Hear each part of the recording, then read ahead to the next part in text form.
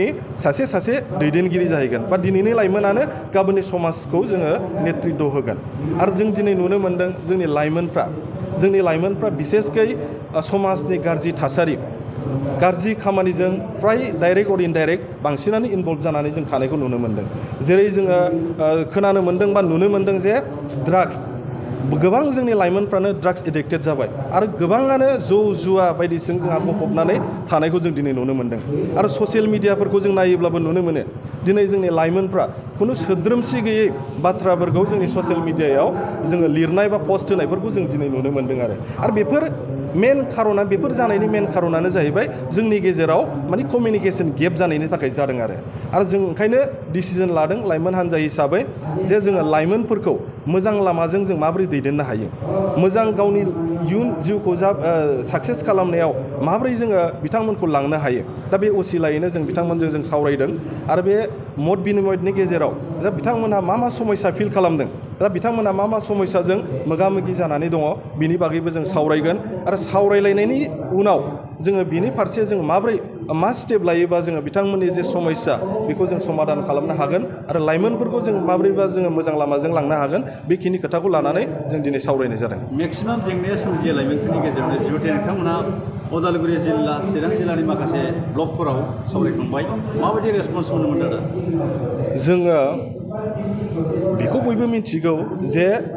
maximum जे जोंनि समाजनि गाज्रि थासारि बियो लाइमोनफोरजोंनो डाइरेक्ट अर इनडाइरेक्ट माने सोमोन्दो दं आरो बिसेसकै लाइमोनफ्रानो बांसिनै माने गाज्रि थासारिजोंबो मोगा मोगि जों जानायखौ नुनो मोनो दा बिनिखायनो जोङो 40टा ब्लकआव हाबदों बे हाबनायनि जोङो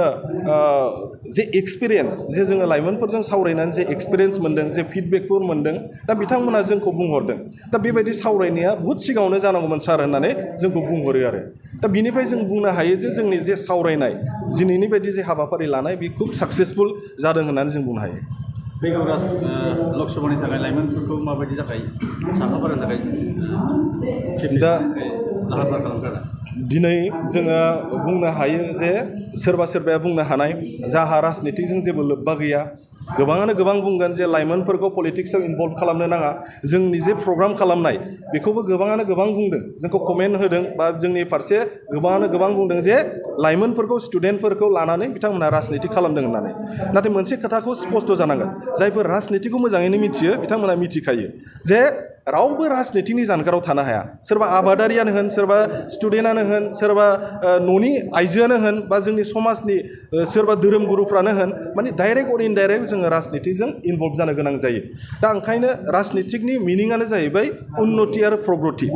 राजनितिकनि मिनिङानो जाहैबाय जोंनि समाजखौ मोजां लामाजों दैदेनलांनाय जोंनि समाजखौ उन्नति खालामनाय पावार केपचार खालामनायनि नामाव गाद्दिनि नामाव जे जोङो राजनिति खालामबा जानाय नङा ओंखायनो जोंनि इउपिपिएल हान्जानि थांखिया बेनो जे जोङो जोंनि समाजखौ जोंनि बे राजनितिनि गेजेरजों माबोरैबा जोङो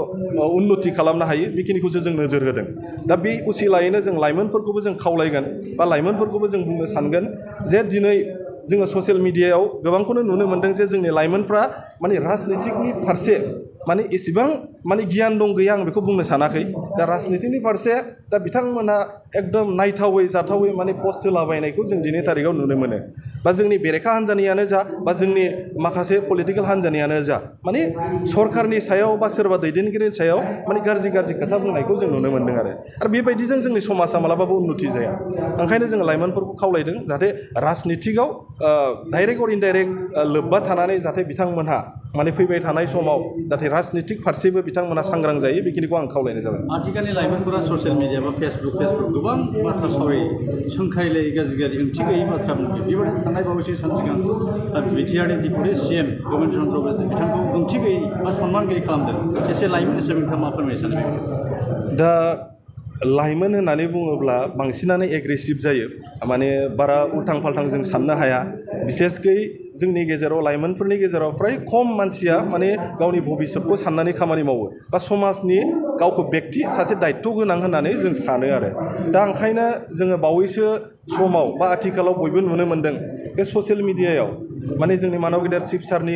सायावनो होन बा हाग्रामा महिलारि बिथांनि सायावबो आं बुंगोन बिथाङा जोंनि बेरेखा हान्जाब्लाबो बिथांनि सायावनो होन बा जिखुनु जोंनि दैदेनगिरि बा समाजनि जायखि नेतृत्व होआ बिथांमोननि सायावनो होन बेबायदि जानला मानला नेगेटिभ पस्ट होलाबायनाय गाज्रि माने नंथारै खोथाफोरखौ आरजाथारै खोथाफोरखौ बुंलाबायनाय बेथ' थिग नङा जोंनि पार्टिनिया सोरबा खालामदोंब्लाबो जों बेखौ माने जों लाइ होआ आरो खारना जाहैबाय जोंनि UPPL हान्जानि आदर्शआनो बे नङा ओंखायनो बेरेखा हान्जाखौबो जों खावलायदों बयबो राजनितिक हान्जाफोरखौ जों खावलायदों जे राजनिति खालामदोंबा जों सोद्रोम आखुखौ जाहाथे जों दिन्थिलायो आरो दा बेखिनिखौ खावलायबाय जाहाथे फैबाय थानाय समाव जोंनि लाइमोनफ्रा माने बयबो सांग्रां जागोन सानसेनोथ' गासिबो बुजिया जोङो सानसेनि उनाव सानसे सानसेनि उनाव सानसे माने जोंनि लाइमोनफोरखौ जोङो बुजिहोनो सेस्था खालामगोन आरो बुजिगोन होननानै जोंहा माने